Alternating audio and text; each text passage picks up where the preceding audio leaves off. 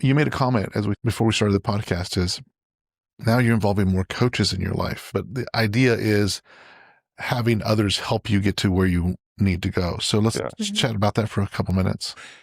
The thing about mentors is that they've all had a good mentor. They've all had an experience that you haven't had, right? And so the real powerful hack there is you can glom onto their experience.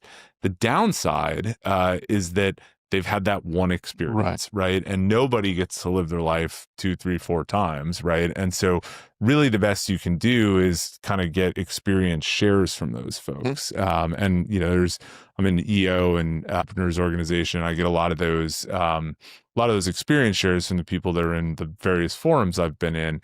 And that's really valuable, right? But there's a sort of limit to it. And so when you come up against a real hard problem, hundreds or thousands of people go through the exact same thing you did. And so you're not as dependent on their one experience, right? The N is a lot bigger in that example. And so I have found that to be, at this point in my life, because I'm pretty clear on what I don't want to do. And I'm also finally starting to get more clear on like what are my skill gaps that I need to address. And I'm not going to address it by going to more grad school or anything like that. So when you kind of have that definition, you go and you find somebody who's has the most experiences in that sort of narrow vein that you want to address. And I found that to be super useful. And also it creates a level of accountability. Like I think somebody said to me recently that confidence is purely a function of keeping commitments to yourself. And I think coaches are really good at